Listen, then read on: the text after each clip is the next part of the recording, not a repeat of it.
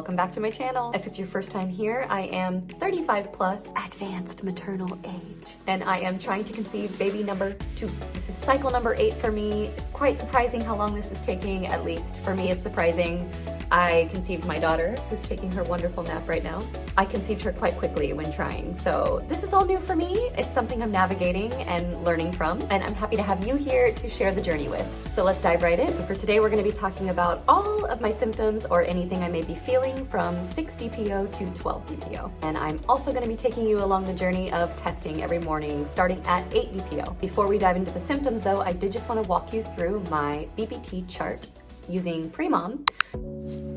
Okay, so as you can see here, this is my temperatures throughout my follicle phase before ovulation. Down here you can see my LH tests.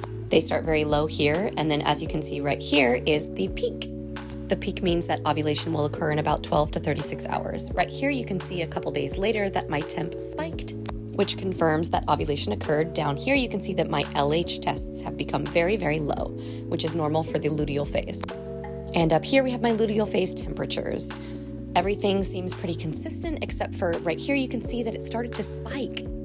Normally at this point in my cycle, I would expect my temperatures to start their decline into my period. Normally at this point, my temperatures would go down until they're below the cover line. All right, so 6 DPO. I'm sorry, but I have nothing to share for 6 DPO. There was absolutely nothing different. It was like clockwork after ovulation. Everything was as it should be. Moving on to 7 DPO. All right, 7 DPO, I was feeling bloated. I did have a general heaviness in my abdomen, most likely from progesterone. I also noted that on my chin, I had some hormonal little bumpies, but I do get those in my cycle, so this is also normal. The next thing that happened was really odd. I had a scratch on my arm. I think it might even still be there right here. You see it? It's really small. But yeah, I had this scratch on my arm that night of 7 DPO, and it had the weirdest reaction. I think my cat scratched me, but the reaction was like when you touch poison ivy. It bubbled up and it was like really, really hot and itchy. I have no idea what that reaction was. It was definitely something to be noted, as it's not something that I normally feel at that point in my cycle, or just ever.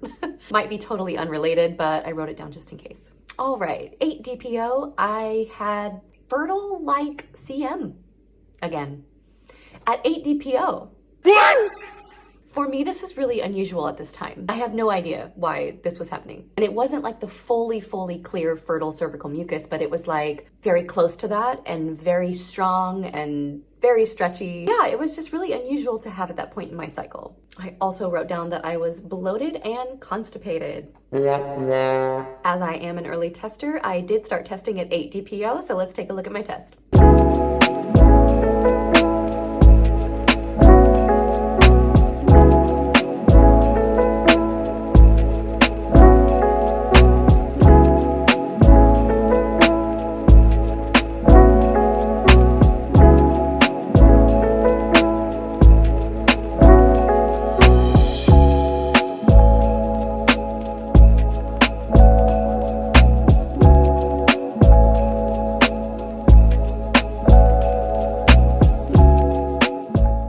Moving on to 9 DPO, I wrote down that I had a light headache and it lasted most of that day.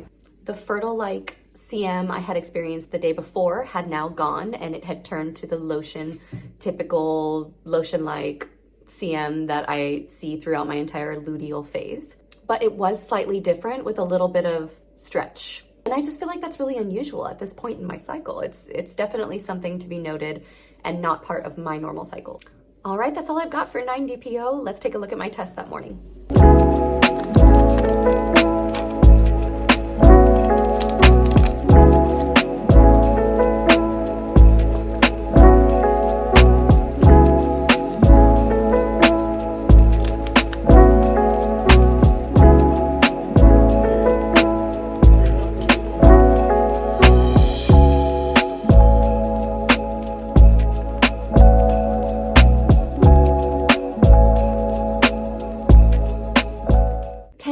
I had some interesting flutters in my abdomen. Definitely something I don't normally feel. I had previously done an ab workout, and I was thinking, is this from the ab workout? Did I just like overexert myself and just go really hard. I don't know. But it was very specific, like fluttering in my abdomen. I thought maybe it's gas. I wasn't really gaseous, but I guess it could have been, I don't know. But along with that fluttering down there also came a very distinct feeling in my ovary, which is similar to what I feel when ovulation is approaching. It's like a little pulsating in my left ovary. So that was definitely something different and definitely something to be noted, 10 DPO. All right, as that's all the symptoms, let's take a look at the testing for 10 DPO.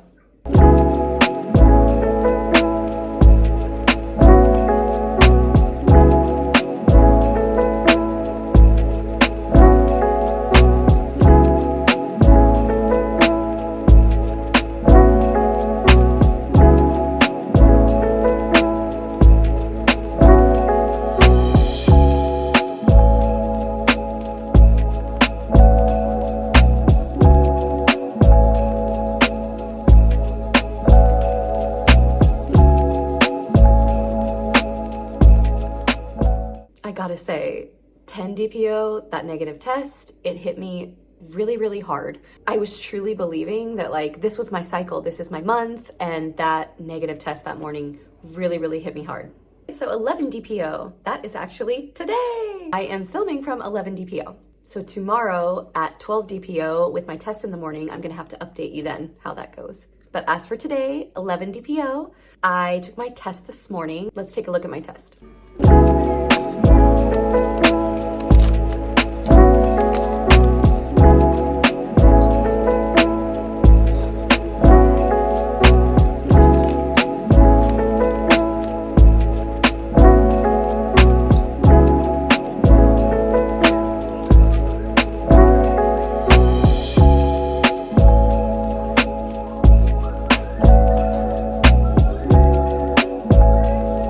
Okay, this really shocks me, and I have to say I'm so confused because I'm not just delusional, guys. Like, I'm not just like, oh, this is my cycle.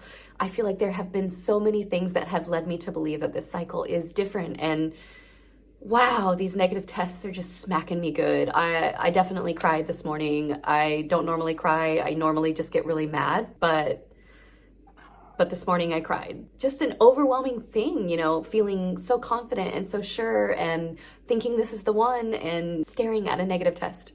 I mean, as for my symptoms today, I have an extremely elevated temperature. It's actually the highest my temp has been this entire cycle. Let's go ahead and take a look at my chart again real quick. I can't believe how high that temp is, and I have a negative test. I feel like at 11 DPO, at least for me, I do start to see a decline in my temperatures because it starts the decline to begin my normal period. So to see a temp spike at this time at 11 DPO, it is just so unusual for me. And if you guys have any idea what this might be caused by, please let me know. I looked up, like, is there any kind of secondary progesterone surge that happens around 11 DPO, but that's not very common unless pregnancy has occurred. And who knows, maybe tomorrow when I test, I get a positive pregnancy test, but I almost just want to laugh when I'm saying that because I don't know, I don't believe it because I keep getting all these negative tests and I keep getting my hopes up and trying to keep some sense of reality and a realistic approach so that I don't get so carried away and have such a big emotional response like I did this morning. Along with that elevated temp, today I am also experiencing my hormonal rhinitis. If you don't know what that is, this is the description right here. It's something that I had throughout my entire pregnancy and something that haunted me through breastfeeding as well. Finally, now that I've finished breastfeeding and, you know, we're moving on with life, trying for baby number 2 now, I do see that I'm not suffering from that like at all anymore. There's been a couple cycles where maybe my hormones were extra ramped up and I had a little hint of my hormonal rhinitis around ovulation time. But at 11 DPO, to have it happening today, right now, it's very, very unusual. All right, that's all I got for you for 11 DPO. If I have any other sensations the rest of the day or throughout the evening, I will absolutely update you tomorrow when I do my testing and I talk about my symptoms for tomorrow as well. Hopefully I've got some good news to share with you guys, but you know what? Like I said, I'm not getting my hopes too high, trying to be realistic here, but I'll see you guys tomorrow.